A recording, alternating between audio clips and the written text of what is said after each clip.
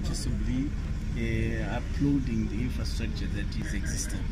Even at this conference, all the delegates who are coming from well-developed countries in terms of infrastructure and communication, they are really commending what we have in the country. And I think you also would agree with me that there are very few pockets in the country where you may not have access. The quality of access might be the question, but the availability usually. I think we are proud of what we are doing. And don't forget, the ministry working with portals are also expanding the communications infrastructure to all corners of the country. You've heard of the Moran project.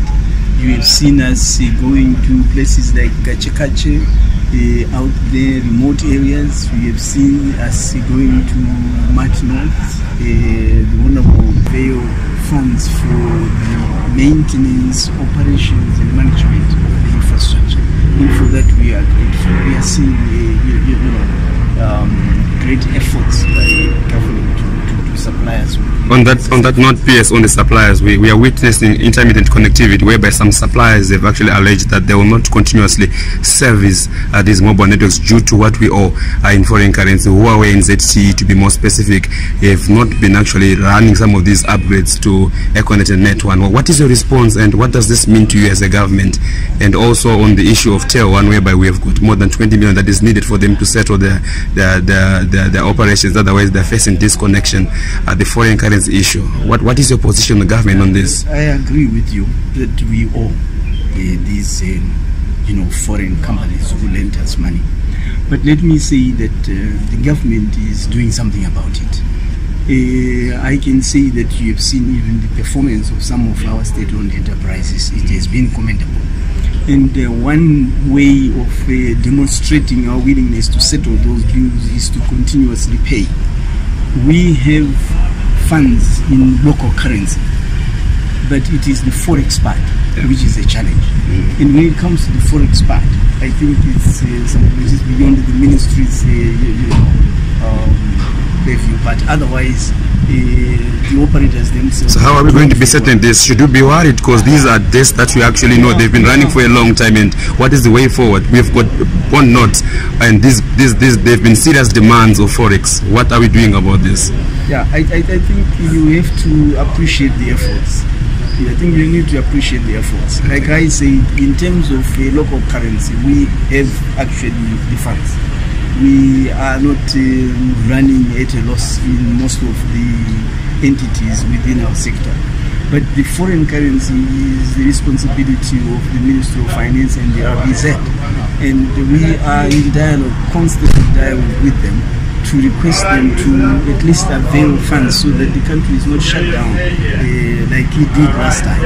And you have seen that even Tier1, very soon, next week, His Excellency the President will commission the Harare Bridge fiber optic. So that is actually to try and bring bandwidth into the country so that we are not shut down again. But payment, yes, remains a challenge. But we are not sitting down. We are doing something about it. But why are we not selling some of these assets? Partial privatization, or fully sell some of these assets where we are going to be attracting investors with real foreign currency?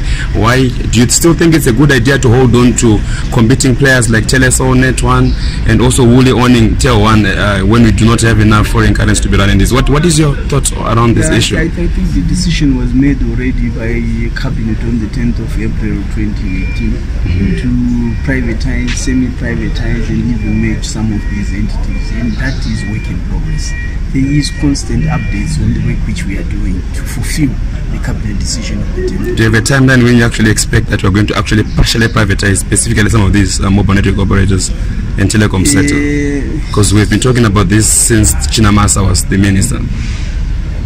10th of April, like I say, was last year. Yes. So I think we are doing everything possible to proceed with that exercise. Please, can you just give us the extent that you are indebted and maybe the roadmap to liquidate?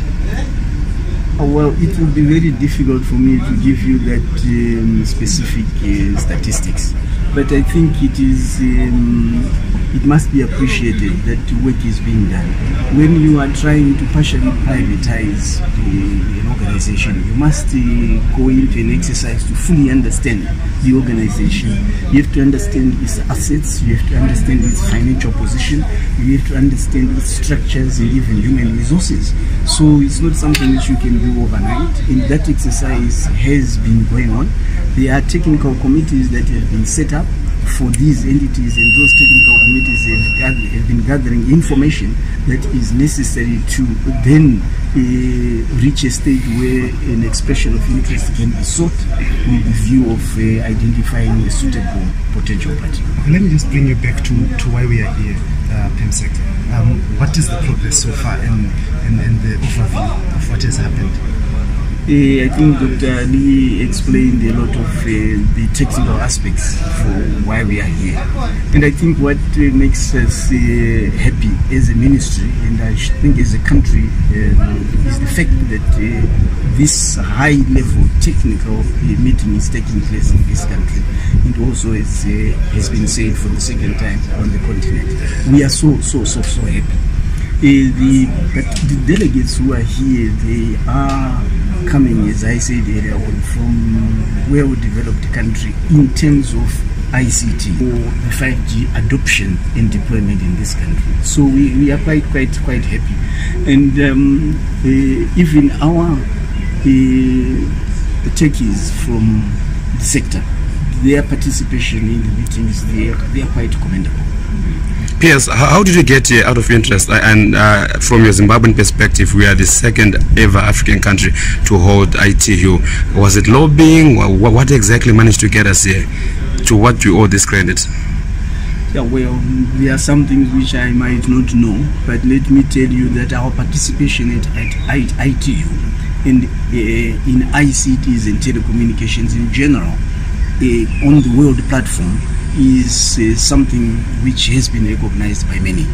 You also recall that we campaigned vigorously to be elected to a director position for Dr. Zalazawa. So that was something which made this country known, all over the world. So those might be some of the things that led to this event coming here. Thank you very much. Thank you.